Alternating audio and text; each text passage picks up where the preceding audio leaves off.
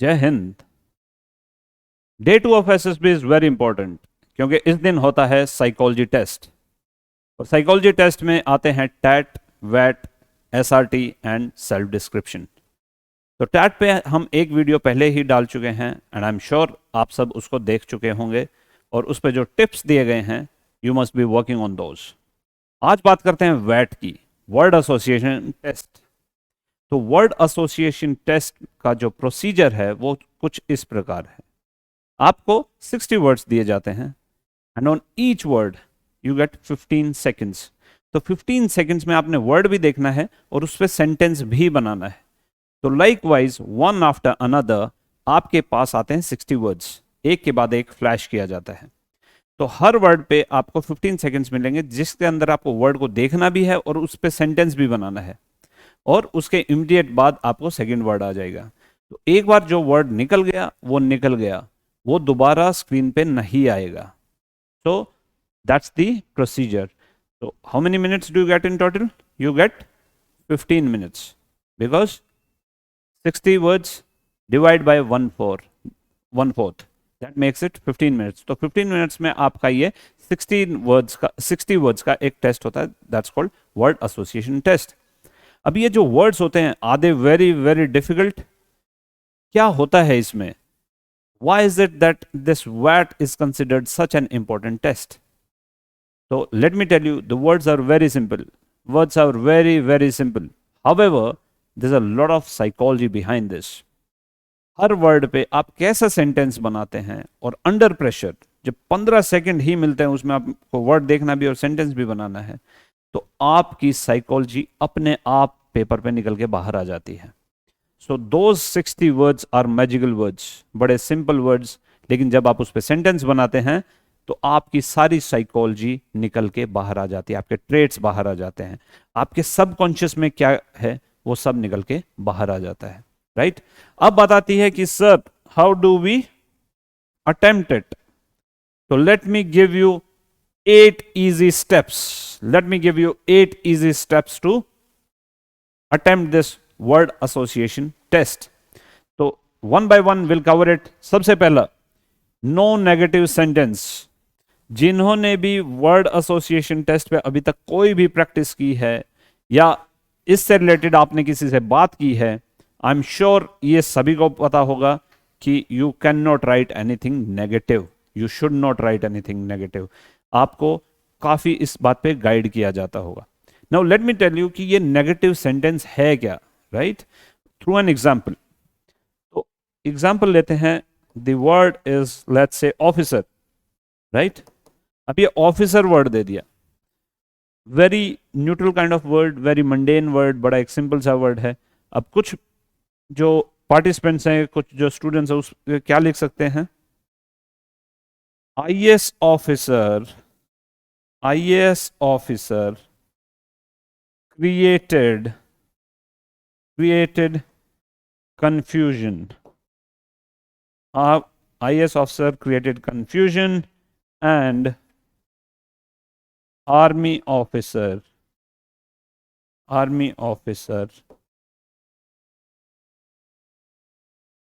sorted out the confusion.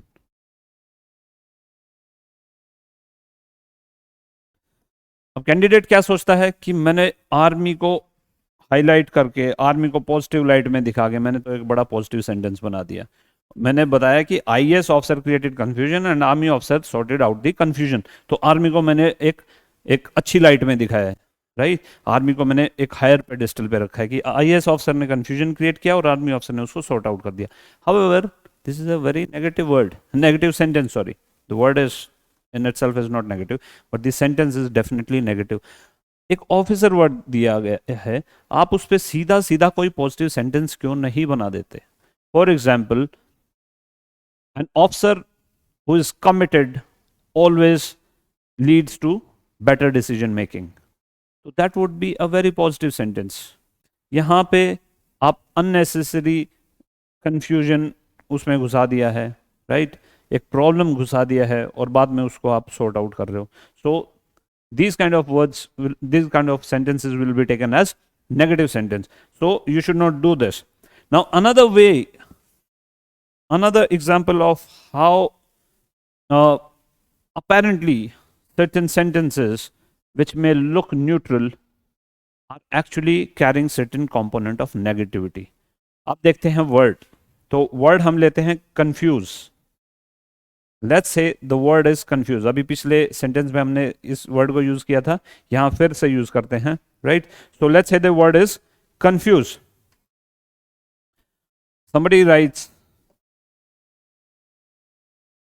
confused minds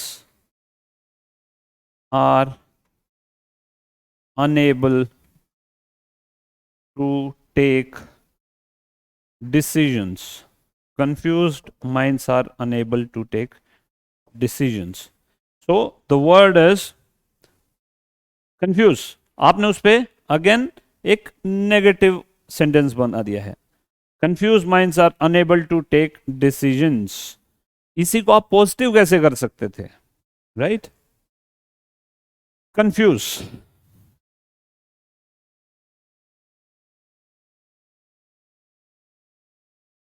A balanced person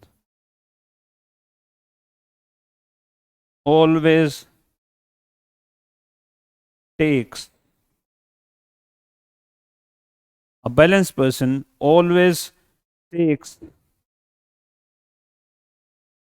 clear decisions. अब आपने इसमें confuse word भी use नहीं किया और कंफ्यूज का ऑपोजिट करके क्लैरिटी लाके आपने एक सेंटेंस बना दिया. Balance person always takes clear decisions, right? अगर आप चाहते हैं कि नहीं इसमें हम तो कंफ्यूज वर्ड घुसाएंगे ही घुसाएंगे, तो आप इसमें क्या कर सकते हैं? You can write clarity of thoughts. Clarity of thoughts avoid confusion. Now this will be a positive sentence rather than जो सबसे पहले मैंने लिखा था. उसके बजाय अगर आप लिखेंगे clarity of thoughts avoid confusion, so you are focusing on clarity of thoughts, which is a positive mark, which is a positive statement, right? So clarity of thoughts avoid confusion. This will be a much better option rather than writing the first option, that the first sentence that I wrote, right? So please avoid negative sentence. I hope अभी आपको clarity आ गई होगी कि negative sentence जब हम बोलते हैं तो उसका मतलब क्या है. जब ऑफिसर वाला मैंने एग्जांपल दिया, वहां पे आपने बिल्कुल ही एक नेगेटिव सेंटेंस बना दिया था जब आपने बोला कि IAS officer led to confusion or IAS officer created confusion. Now that was a very negative statement. फिर हमने एक और वर्ड लिया confuse और उस पे दिखाया कि कैसे आप एक सेंटेंस बनाते हैं which may seem not so negative but actually carries certain element of negativity. उसी को आप पॉजिटिव कैसे कन्वर्ट कर सकते हैं वो भी बताया. So when we say clarity of thoughts avoid confusion, clarity of thoughts avoid confusion, तो it is a very positive sentence. अब आती है दूसरी बात, do not miss negative words. Very very important, do not miss negative words. Please keep it in mind. यहां पे मैंने बोला no negative sentence, sentence negative नहीं बनाना है. यहां पे I am talking about do not miss negative words. What does that mean? The way this entire paper is set is, आपको पहले एक न्यूट्रल वर्ड दिया जाएगा, let's say table, let's say book, और उसको फिर एक पॉजिटिव वर्ड लव, कंपैशन ऊपर की तरफ लेके जाया जाएगा. फिर एक न्यूट्रल सा वर्ड डाल दिया गया, लेट्स से कोल्ड, और उसके बाद एकदम से नेगेटिव वर्ड आ गया, लेट्स से किल, राइट?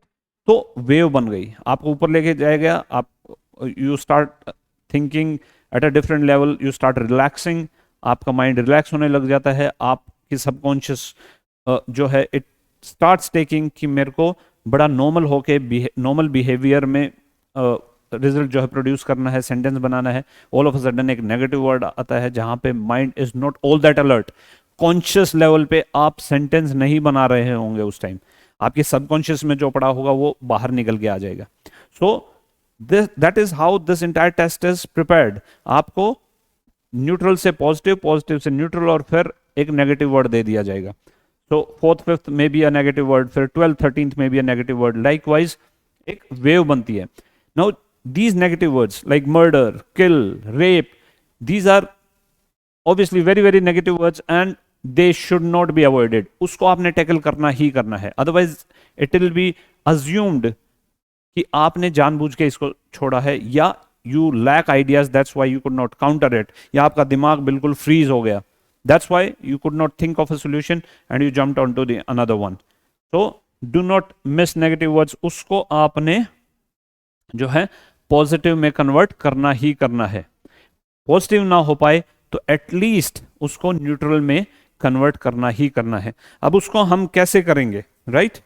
उसको हम कैसे करेंगे? Let's say the word is kill, the word is kill। अब इस kill पे हम कैसे बना सकते हैं? एक, इस पे नेगेटिव कैसे बनेगा पहला देखते हैं हम।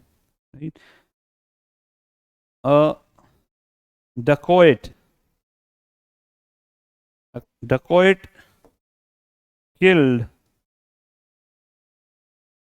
dacoit killed a person, a dacoit killed a person with knife, a dacoit killed a person with knife। Now this is a negative sentence, a dacoit killed a person with a knife, it is a very negative sentence। अब इसको neutral में अगर हम लिखते तो कैसे लिखते, right?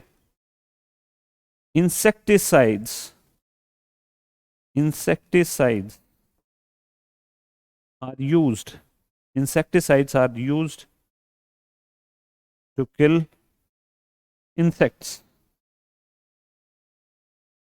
अब आपने न्यूट्रलाइज कर दिया, insecticides are used to kill insects. आपने इस वर्ड को इस सेंटेंस में डाल के और उसको न्यूट्रलाइज कर दिया। Insecticides killing insects is not such a negative thing, in fact it is a solution to certain problems, right?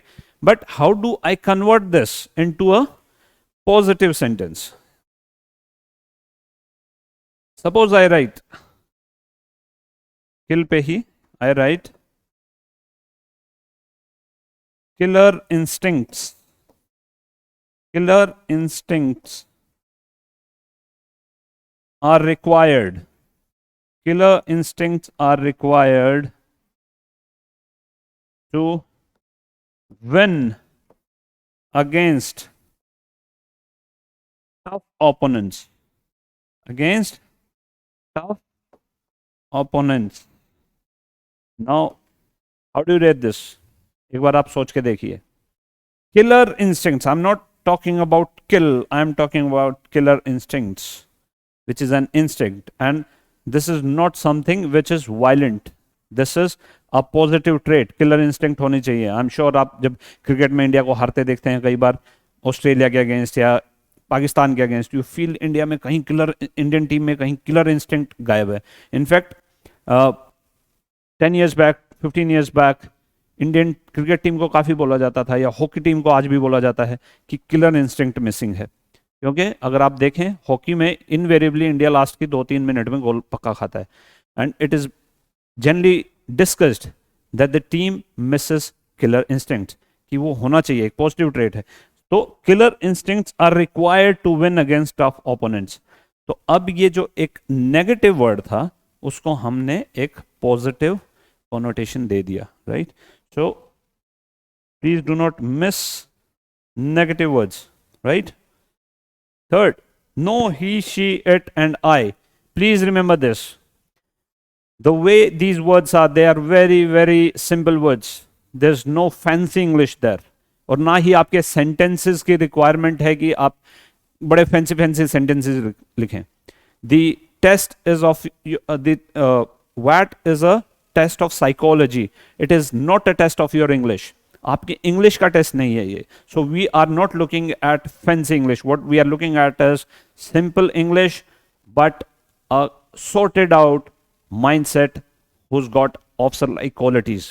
officer like qualities, आपके traits, आपके behavior, वो चेक किया जा रहा है indirectly। तो अब जो ये words हैं उसमें अगर आप he, she, it या I लगाते हैं तो सेंटेंस आपका एक बड़ा किडिश हो जाएगा। जैसे फोर्थ फिफ्थ के बच्चे भी इन वर्ड्स पे, फोर्थ फिफ्थ क्लास के बच्चे भी इन वर्ड्स पे सेंटेंस बना सकते हैं। There is nothing great about these words, they are not very hi fi words, right? तो फॉर एग्जाम्पल फूड, कोई भी बच्चा बना देगा उस पे, फूड पे सेंटेंस। बट क्या आप उस पे ऑफिसर लाइक क्वालिटी रिफ्लेक्ट कर सकते हैं? अब जब मैं बोलता हूं कि ही शी इट का इस्तेमाल नहीं करना है, व्हाई?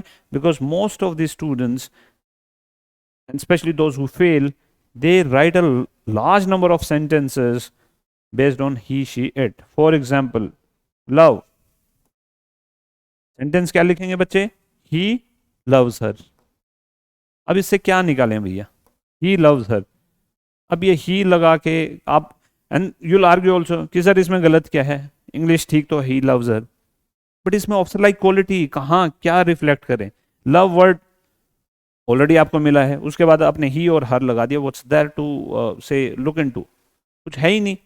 तो आपके ऑफिसर लाइक क्वालिटी हम कहां से निकालेंगे, right?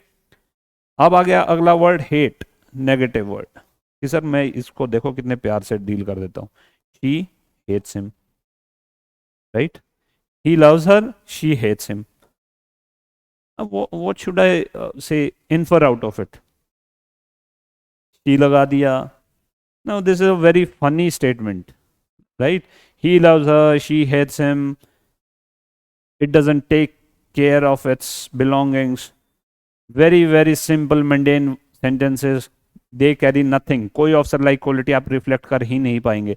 So please avoid these. He, she, it. इन पे सेंटेंस नहीं बनाना है. Write down in your notebooks. Make not in bold letters. No he, she, it. Neither I. I भी नहीं लगाना है, right? Love, I love my family. Hate, I hate nobody. Sir मैंने कितना बढ़िया पॉजिटिव बनाया, I hate nobody.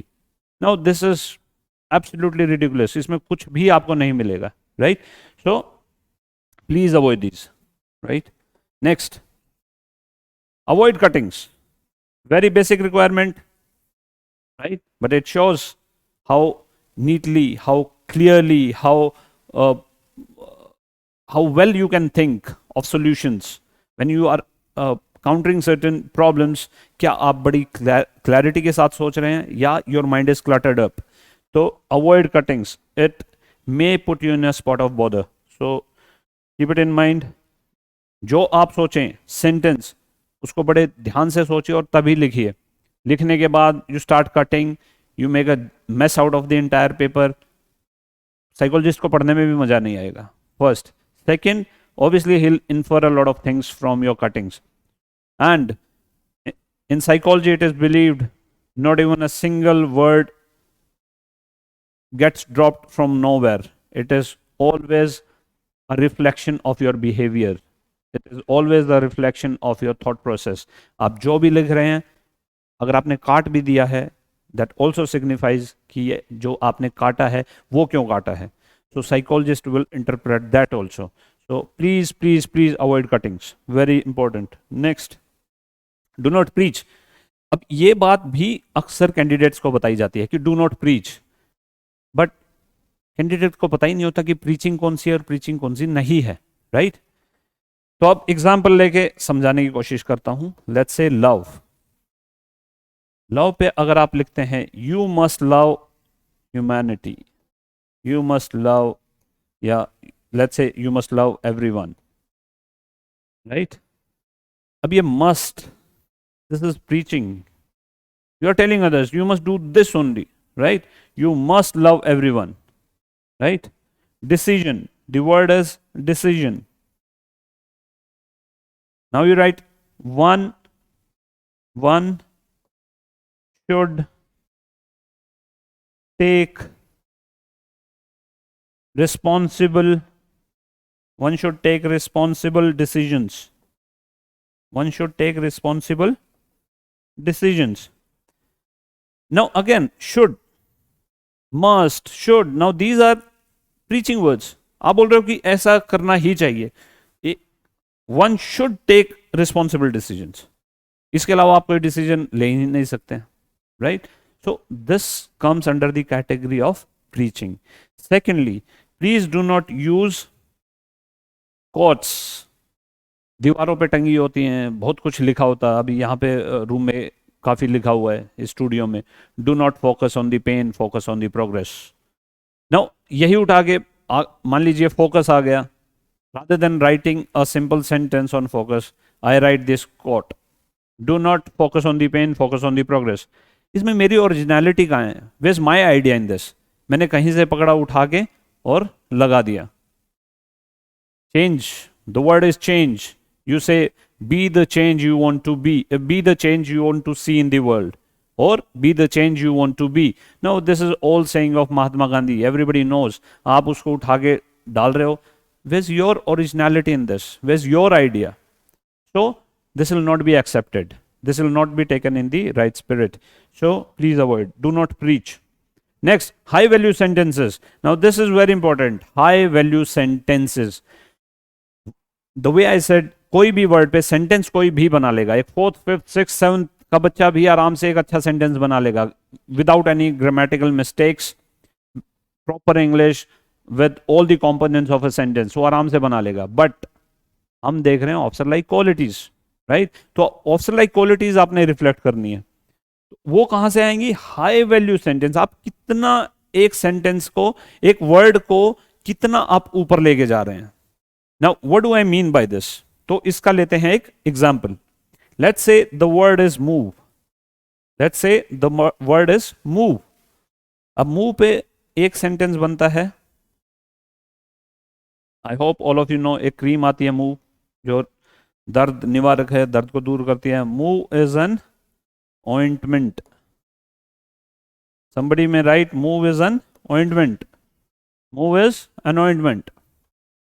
somebody may write the table was moved, the table was moved from the corner, the table was moved from the corner। somebody may write Indian Army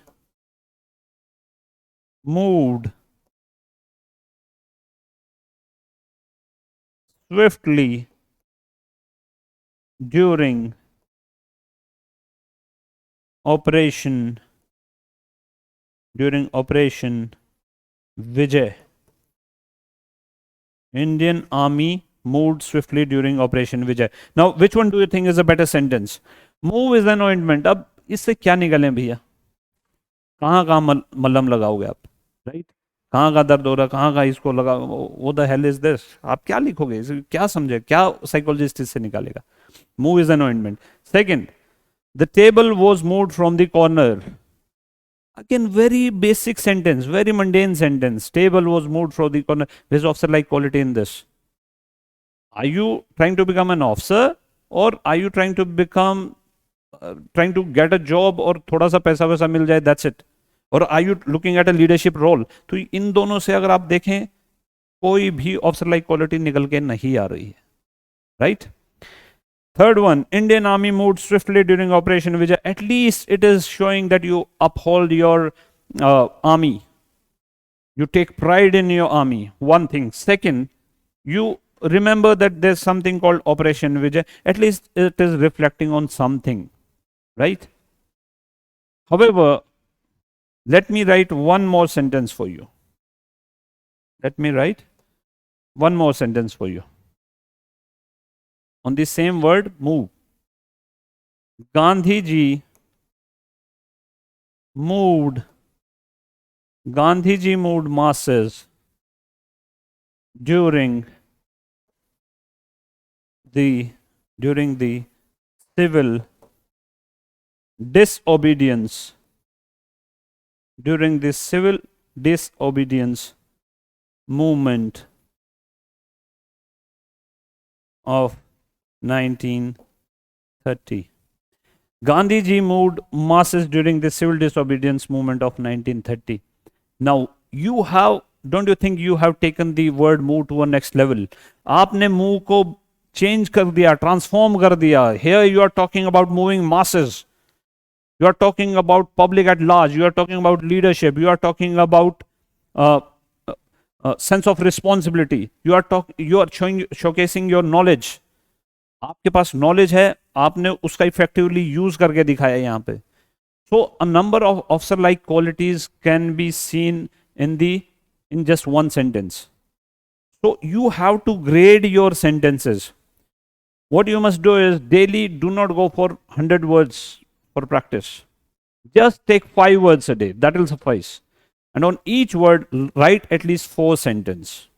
Magic of 4. The way I said in TAT, daily pick up one picture or alternate days pick up one picture and write 4 stories and then see which one is better. So first story, you check, analyze. Could you write something better? Write another one. Then again analyze. Could you write something better? So likewise, you write 4 stories. Here again, take a word, write 4 sentences. So the magic of 4 will work for you. One word, 4 sentences, and then see, can you grade them? Right? So make high value sentences. Now this is a high value sentence. This is how you must frame sentences. Next, no anti system thoughts. What does that mean? कोई भी ऐसा sentence गलती से मत बनाना जहां पे आप government को या सिस्टम को क्रिटिसाइज कर रहे हैं. पहली बात तो हमें नेगेटिव सेंटेंस ही नहीं बनाना है. उसके बाद कोई भी सेंटेंस बनाए तो it should not put the government और the system in bad light. Must not do that, right? Okay, lastly exhibit OLQ. The 8th point, most important, and this is the baseline of all these 7 points, that is exhibit OLQ. जो भी आप sentence बनाए, कुछ ना कुछ उसमें officer like quality reflect होनी चाहिए, राइट? तो right high value sentences. Take your sentences to higher grade. Do not write anything negative. Do not miss out on any negative words, right? No he, she, it. If you write he, she, it will degrade your sentences. Avoid cuttings to show clarity of thought.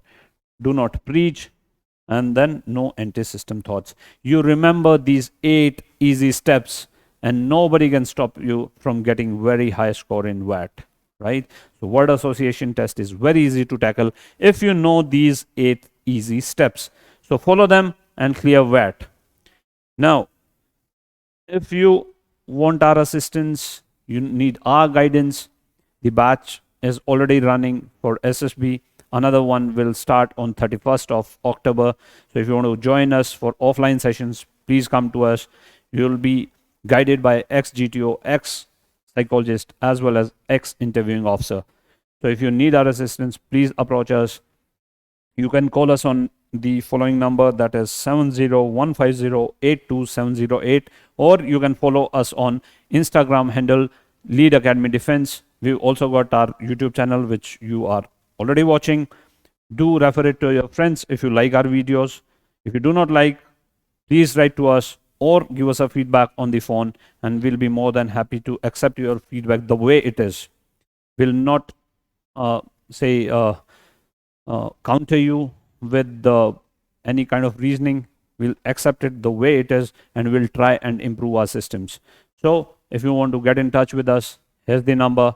If you want to get in touch with us on social platforms, you know our Instagram channel, you know our YouTube channel, you know our Telegram channel, right? So join us, and we'll be more than happy to help you. Jai Hind.